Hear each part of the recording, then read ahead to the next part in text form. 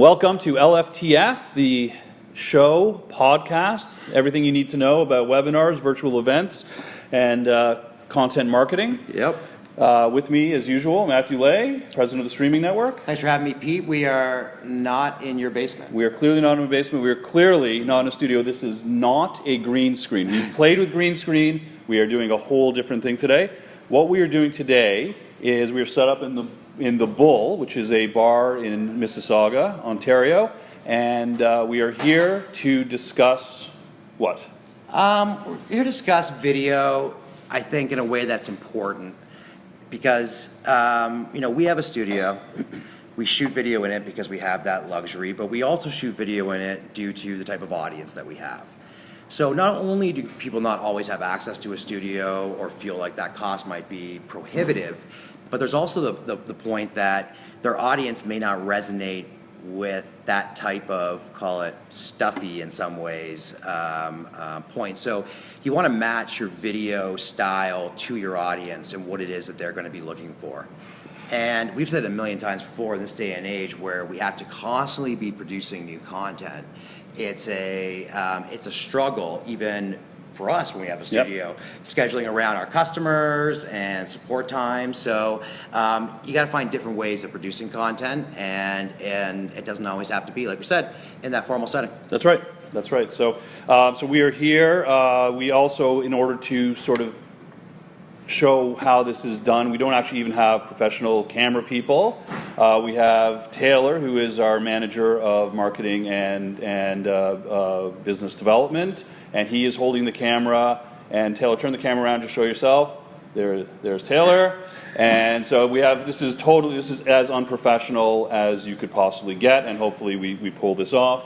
And we're going to order some Caesars in a minute. Okay, and because we're in a bar, and that's what you do in a bar. Yeah. So let's start. Now you've actually some experience in this personally. Tell us a little bit about your experience doing movies on smartphones. I have an 11-year-old son who we love movies. One of the reasons I think that gravitated me towards this business, in fact, was my love for TV and movies and the like. And he's taken up acting over the last couple of years. We decided we wanted to try and shoot a movie, and in April we went out and shot our first, which was called Stealing Lady Liberty. It was shot on my phone. And then in the summer, we took it up a notch with the next movie, and we're getting ready in the Christmas break to shoot our most epic one yet with a bunch of his friends and stuff that are in it. So the gear we're using here is gear that I've acquired over the year just to help make my phone shooting with my son that much easier. So break it down. What kind of gear are we? Nobody can see it. We'll show some. I think we'll probably be able to cut some image of it. But I mean, it's simple stuff, right? So I went on Amazon. I started looking into it, and you can go down a rabbit hole, and I'm sure I will, as I always do. But a tripod, stabilizer, so that you're able to hold the phone in a different way. There's some of the footage that we're seeing today is shot on an action cam, not a full GoPro, because I'm not a extreme athlete, so I don't need that device. So shooting on an action cam as well for wide angle. So I mean, we're not talking thousands of dollars, we're talking hundreds of dollars, and much of it is based around stuff that you already have. Right. So the iPhone camera is great. Microphone's pretty good too, and these are things just to help enhance the overall experience. So purchase for that, but I thought it would be good to show it in this environment because I think that it offers a level of authenticity. And when I started thinking about all the things I learned in shooting with my son, I think they're lessons that would go for any marketer who's looking to use video. Right. Interestingly, David Soderbergh just released a movie on Netflix that was shot 100% on an iPhone. Right. And that's definitely something that's worth talking about is that experience. I mean, that is quite, because it's not just any old schmo can do this thing. Like the pros are now playing in this arena as well. Yeah, and you'll see when you see that, maybe put that beside Stealing Lady Liberty or Who is El Gringo, which was our second one. The gear, the consumer equipment is getting so good. It's really the know-how behind it that makes it special. Yeah. Because I mean, you can tell that Soderbergh's shooting digital, but I mean, he's a wizard in normal means, and so this looks a lot different and a lot better. But it is important to note that it's not the cost of the year that makes the production. There's a lot of other things that go into it. Right. Okay. Now, one of the things as well, the audio is a concern, obviously. So I've got my phone right now is recording audio here. Yeah. Hopefully. Yeah. Yep. Looks like. Yep. So we're just in case because it's for safety, but we've got a whole bunch of different mics as well, and hopefully it's all being captured. Otherwise, we'll do a pantomime of this. Audio is a concern in studio, on events. It's the bane of existence as it comes to these things. Often the picture looks great, but if the audio is bad, no one gets the message, and it's one of the biggest concerns with doing a DIY production of any sort. Right. People need to hear you. Yeah. Nothing worse than going home when we're done this, not being able to get back together and not having that. So Yeah. definitely a watch out is audio, and recording on multiple devices is generally very important. You can get, I haven't invested in it yet, you can get lavs that connect to your laptop or to your phone as well. Since we didn't have it, I thought let's not cheat it and grab stuff from the studio. Right. Everything here is my rigs for my little movies. Right. And clearly, this is a podcast first, so not having audio, that would be an issue. That would be really weird. Yeah. So let's talk about. There's kind of the idea that like some things just need to be shot in a studio. Yeah. And some things can be DIY. So like break that down for us. Like what are the factors where you maybe decide that you're just going to do things on the fly or studio? Well, first of all, you and I were at a great presentation the other night, Entrepreneurs Organization presentation with a gentleman who was a B2C marketing consultant, social media guy, and him and I got into a bit of a heated argument about something that he mentioned. And what he said was that he watched this commercial video, or this viral video, 16 minutes long, and it was so awesome that he watched it for 16 minutes.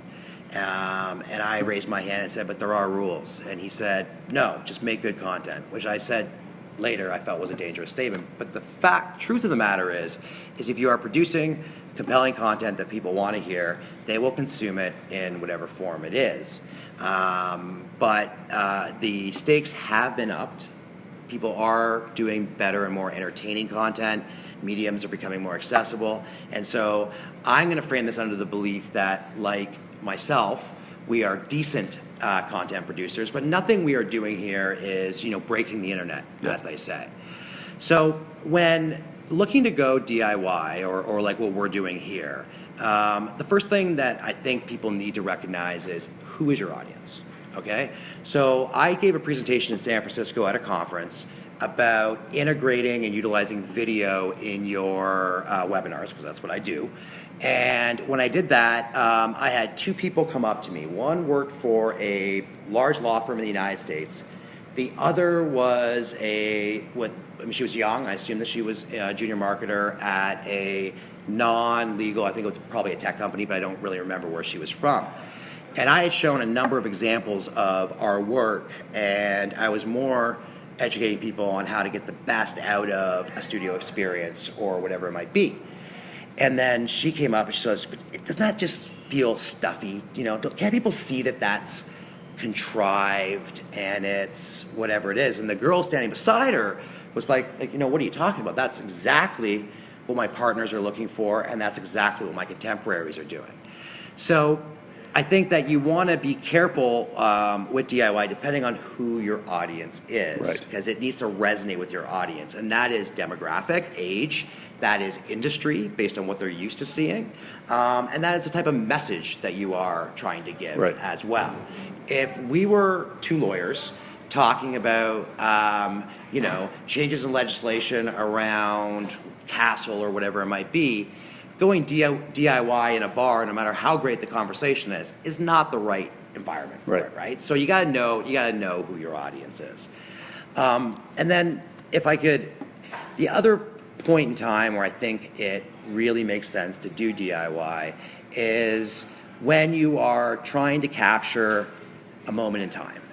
So I've done a number of videos, and we'll roll to some of them that I've done on my phone. And again, after I started doing movies with my son, where, you know, I was at a conference, right? And we were a sponsor, I spoke, we were there, but it didn't make sense for me to, you know, have a crew there shooting every moment that happened. Right. But I was able to go around, capture the ambiance of that event, maybe talk to a couple people, stitch it together, and that became, you know, 2 or 3 different content assets that we had, helping us promote our involvement in that event.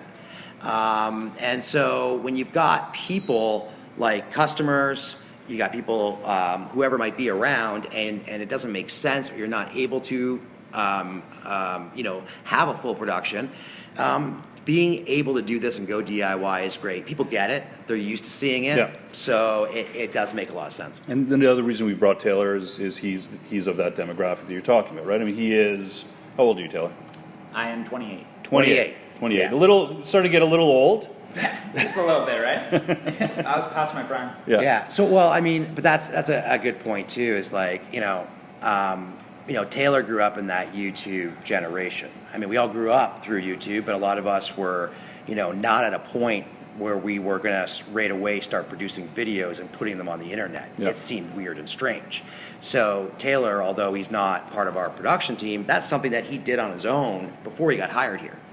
And what you'll find in your organization is that you will often, you know, have people raise their hands, and people who have done some pretty interesting work already for themselves and are good resources to do this type of thing, which would be capturing sort of that DIY footage. Right. And it doesn't necessarily have to be your marketer. It doesn't have to be, you know, you. I do it because I like it, not because I have to. I shot that stuff at that conference and edited it, as you well know, Yeah. because I like doing it, Yeah. right? So it works. But Taylor's sort of generation, if you will, that sort of mid to late 30s, mid to late 20s, Yeah. is the demo that are a good resource. Yeah, and where, to your point, where once it was the guys like you who just had a passion for it, now there's dozens of people probably in any organization at that age who, like, everyone's comfortable picking up a camera, everyone's comfortable filming something, everyone's comfortable being on camera. It's Exactly. a completely different Yeah. paradigm now. So let's talk a little bit about, like, you want to talk about some great examples of DIY video that anyone can do. So let's dig into that a bit. So I already mentioned one. You get comfortable with it. The rig Taylor's using right now is a cheap way of just doing it and not looking like a creep walking around with your phone at a conference. Right. You have something like this, you look like you know what you're doing, even though it costs like $30-40. But you're at a conference or an event, turn it on, walk around, get those live reactions. It's great for B-roll. It's great for all kinds of things. And it even supplements, even if you have a guy there doing it, you can only be so many places at once. It kind of supplements that as well. Right. So I think that capturing events, your own corporate events, we do that. So we'll do, today we're doing a little get together in our studio. And so we'll capture that and put it together. We do that at our, you know, whatever, Christmas party, or I was in Vancouver last week and with my Vancouver team, and I shot a little footage, and it, you know, internal, external, it all works really well. So those are simple, mainly because you don't need to worry about audio. Right? And then the other place where I've seen it used very, very well is in customer advocacy. So you can get, you know, it's different to get permission and or to set up walking into a customer's office with a crew and doing that video that sits on your website. But it's different if you just go in there and do a small audio or video recording of you talking to them about why it is that they work with you. And it's likely not going to be the thing that's going to be part of a massive marketing campaign, but there's snippets of it that can be used, because anytime you talk to your agency, they're going to talk about, do we have voice of the customer? Right. So getting customer advocacy is good. It helps your marketer. It helps everyone, and it's a good place for it. And so I think those are a couple places to start. Start internal, try it out, move to maybe capturing conferences and getting to it, and then take your chops outside and interview a customer or someone like that. And there are actually apps as well, right? That you can get on your phone. You can take that video, put it into the app, and you can edit with music. I mean, it's quite incredible. A lot of young people will know this. Yeah. A lot of others maybe aren't even aware that this exists. Yeah, so. and we should give a bunch of lists of them. But there's simple editing apps, and then there's ones built for marketers, because they're realizing that the marketer is the audience, so they'll have like a $10 a month subscription that allows you to do on-screen graphics, create templates, suggest templates based around the type of business that you're in. It's getting quite crazy, Right. And allowing you to do a lot of stuff, or having your team do a lot of stuff. And I recommend, actually, if you're going to go this way, that you also kind of go that way. And what I mean by that is, you don't want to do this and try and make it feel like you're on the news and you're Anderson Cooper, right? If you try and recreate my Super Desk set that we were on last time, I think, or we've been on before for sure, in your boardroom, and use your phone to shoot it, and put a screen up with your logo on it or something like that, it's going to look exactly like that. Yeah. It's not going to look like what we do in the studio. Yeah.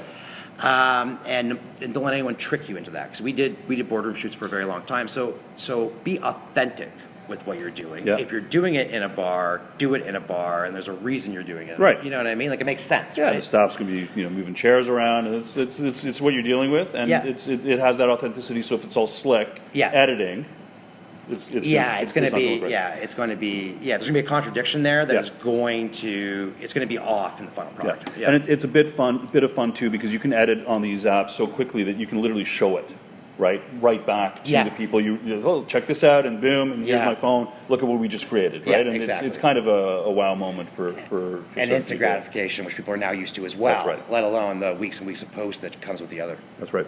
So let's talk a little bit about webinars. Like, how do you use DIY video in the webinar format?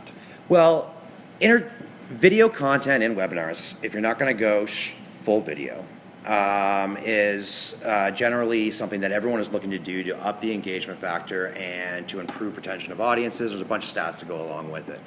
And so the clips can be very useful to be utilized, right? So as you're going through your presentation, rather than you saying, showing a slide that says that this customer said we were awesome because of this thing, you can show that customer saying it. Yeah. If you're shooting, footage of a conference, or you're shooting footage of anything that we've talked about already, internal employees or whatever it might be, incorporating that human element into it is important. And that's where most often our customers start with video in webinars, is not coming into the studio and doing a full production. It's by incorporating clips of content that they've already produced. Right. Or webcam, I guess. But that's one way. Another way is that, what we do today, we've done it before, is that we call this a podcast or a video or whatever it might be, but we can take this and we can run it through a webinar platform, simulated live or on demand. This can become a webinar, and likely will at one point in time, right? Right, we can put it on the platform where we can do whatever we want with it. Exactly. It's ours. Yeah.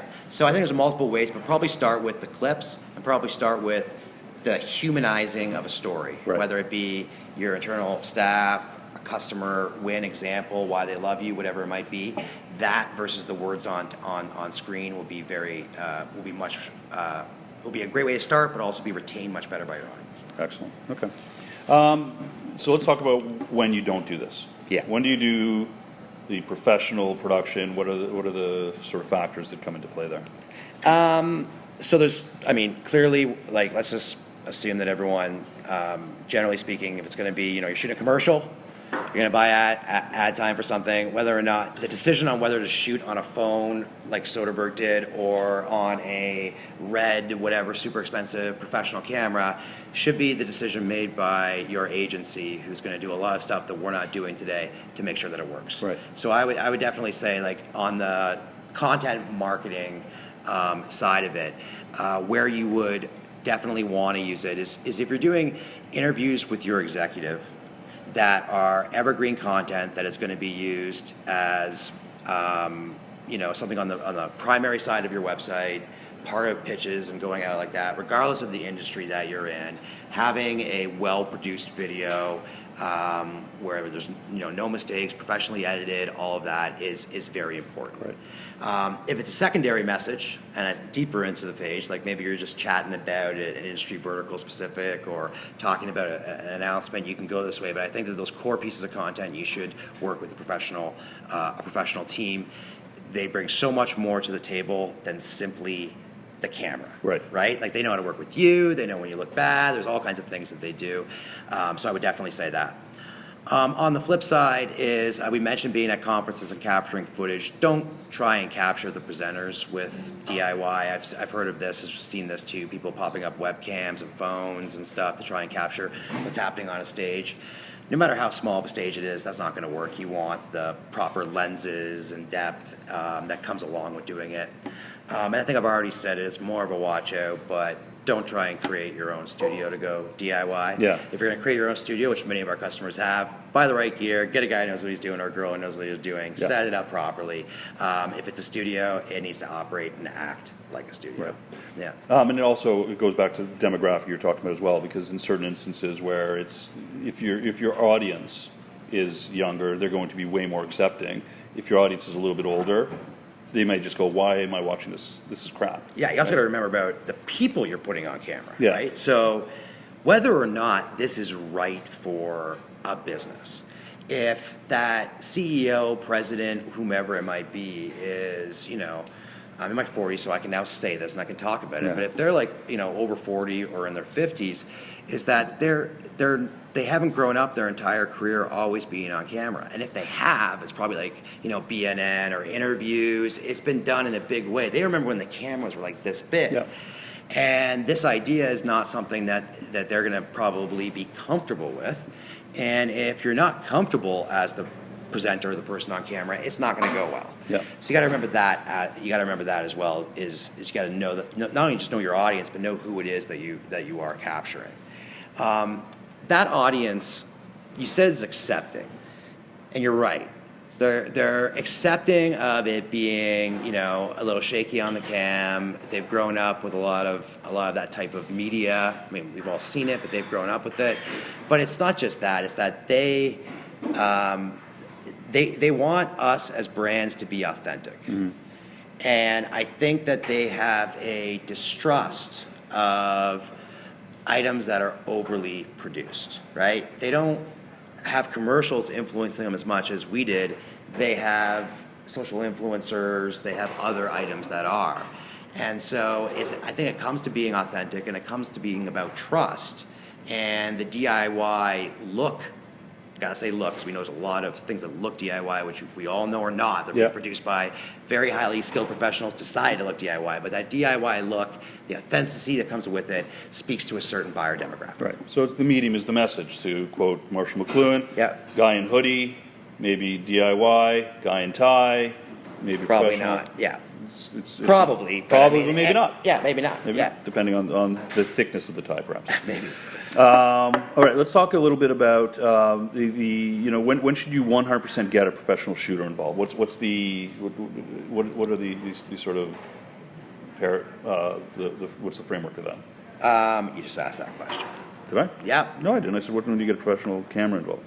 Okay, it's fine. All right, sorry, I answered both those questions. You answered both those questions. We'll move I on. answered both those questions. Okay. All right. We'll edit that out. Maybe not. Maybe not. It's authentic. It's that we do. authentic. I am This is- looking at the questions you're It's going true. to I've got the questions right here. so I can know what's coming next. You shouldn't We're do not that. being that off the cuff. You shouldn't do that. All right. So, what should you want? What are the watchouts for DIY? The watch outs Which is very. This is a very, very important Yeah. thing, because people make all kinds of mistakes, Yeah. right? Which we've made. Yeah, we have. So the watch outs for DIY is audio. First one, always and everywhere. You want to pick a venue that you can do audio in. This one's a little airy, there's a little background noise, which we wanted, but you want to make sure that you can handle the audio, and it's not an easy thing. There's a reason why the guys that we hire to do audio are called audio engineers, not just techs. And so you want to be able to handle audio in the room. That is a big watch out. The other watch out is light.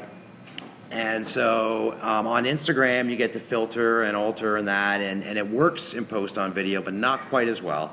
And you don't get a second chance, because we're shooting here for 20 minutes, 30 minutes, an hour.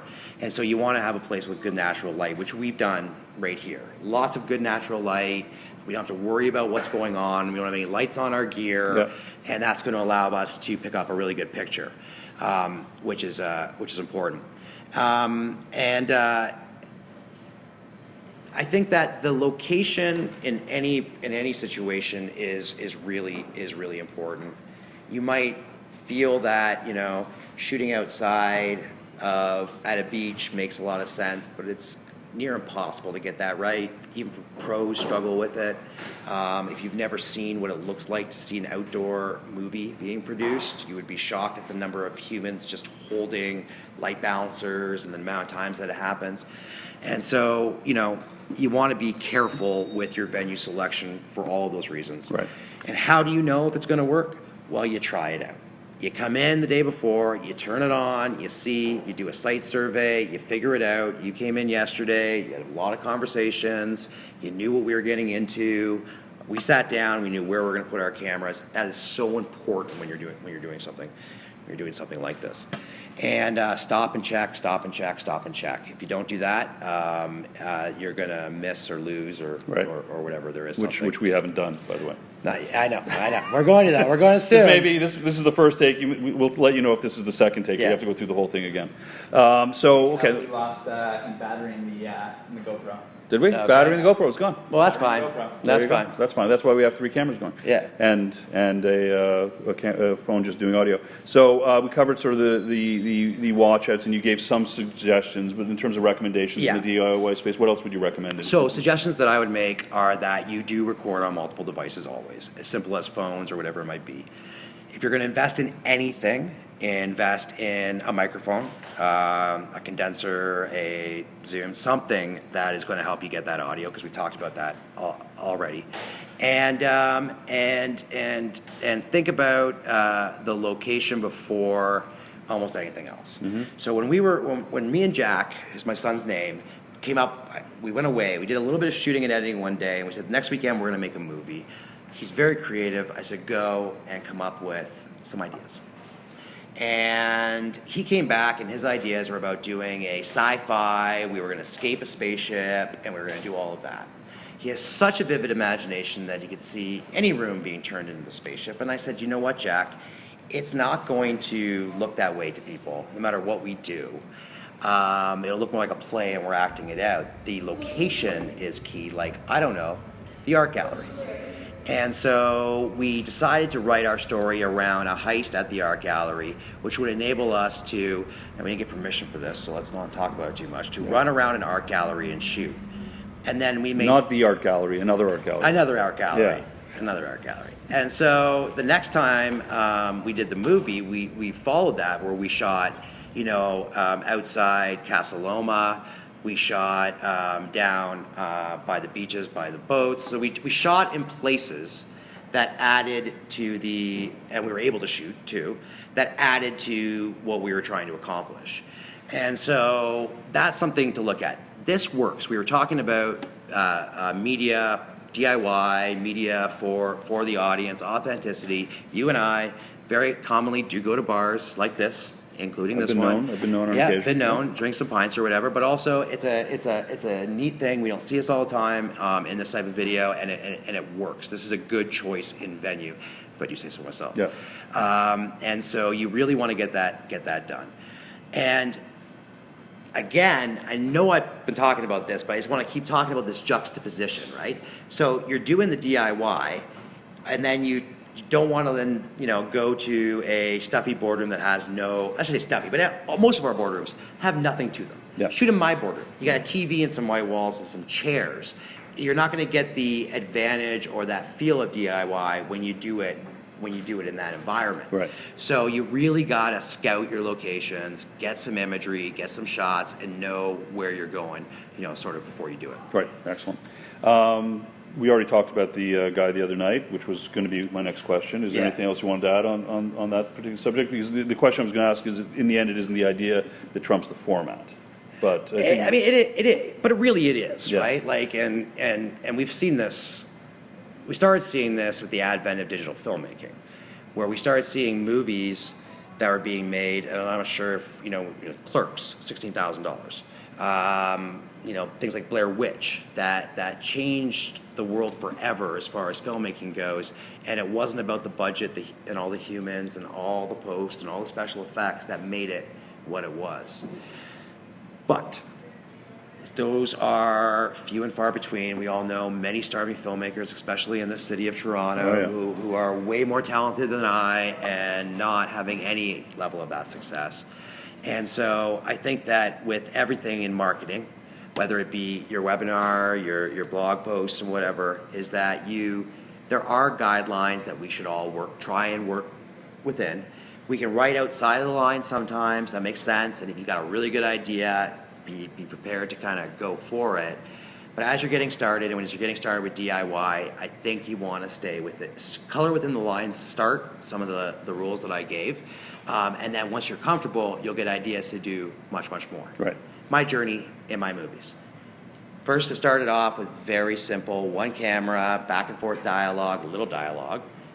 Then it moved to 17 locations in the second one because we found that really worked, and costume changes and a bunch of weirdness. And your comfort level was increasing. Increasing because I could start to see what was going on. And now I've got, 4 parents who have agreed to let their kids have speaking roles in the movie and stay with, the director for the whole day, a bunch of extras. I've got, a drone that I bought for Christmas. Like now we're able to go and be a little bit more ambitious, and I think you should sort of follow that. And once you get comfortable with it, it's like everything. Once you're comfortable with webinars, once you're comfortable with any sort of content production, then you can start taking chances. Right. You're prolific. You're going out there. People trust you. Take some chances, and it might miss. Right. But take it. Right, and be willing to fail. Be willing to make those mistakes, because even when you make mistakes, there's still some comedy in it. Yeah. You can always cut it, or Yeah. you leave it in. We don't know. Hey, I mean, you see it. I always bring this up because I'm a big fan of AC360 and whatnot. But I mean, mistakes happen on CNN. Yep. They laugh and it's awesome. Yep. They keep going. You stay watching. You don't turn it off because he stumbled or No. because someone made a mistake. You talk about it with your friends, in fact. Yeah, right? you watch to see how they recover. What are they going to do? Like, that was good. Yeah. It was good how they recovered. Exactly. They're there for that message. That's Yeah. what they're there for. Okay. Yeah. So the last thing we usually do on these podcasts, video shows, is a moment of Zen. Yeah. Now, I don't actually have anything prepared. Well- yeah, you want to? What do you got in mind? Well, I saw it on the paper because I am looking at it when I Because should. it's right here, Yeah, yeah. it's right there. And we I just had a question mark. Moment of Zen. sometimes do it Question and mark. don't. So I don't know if I've done it on this podcast, but people say that video is worth 1,000 words. Some guy at Forrester's actually went and looked it up. It's worth millions of words on the internet, or just over 1 million words on the internet. And the idea behind that is that video content is retained more than written. People are, every stat, whether it be check out this video in an email that you blast out or you send out to a customer, social post with video, webinar stats on video events or watch longer. Everywhere we go, adding video to what it is that you are doing is improving engagement. It is being seen, heard, retained more than the written word. And so we have talked about strategies for utilizing a studio, repurposing of content, ensuring you can have more video, DIY, self-produced, having a layer within your content strategy that allows for stuff like this, allows you to get more video, Right. and fuel more of your channels. And so we're going to continue talking about video because we're committed to it. We're going to continue to share what we can about ways of producing all kinds of videos for webinars and everything else, because it's not going anywhere. Right. So, Which is ultimately, this is a podcast, and yet we capture it all the time on video, because why wouldn't we? yeah, well, and you know what? I'm sure there's not people who watch the show over and over and over again, but you came and pitched me on a podcast, and I said to you, well, why don't we record it in the studio on video? And you said, why would we do that? It's a podcast. It's a podcast. I'm like, Podcast, well, yeah. then we'll have video too. Yeah. And then, we'll have that, Yeah. have that asset. And so, this goes back down to, the same piece of content that we do, delivered to a captured audience in a webinar, delivered short format on social media, delivered in the podcast to our subscribers and to those who come there. We get a lot of legs out of everything that we do because we are recording it in multiple formats. A lot more, in fact. That's it. That's it. That is it. Lessons from the Front Line, the webinar. Matthew Lay, thank you very much. This has been a really interesting way of doing this thing. And I'm interested to see how it turns out. I'm very interested in seeing how it turns out. So until next time, we'll see you again. Thanks. All right. 35 minutes, that's not bad. It's not bad.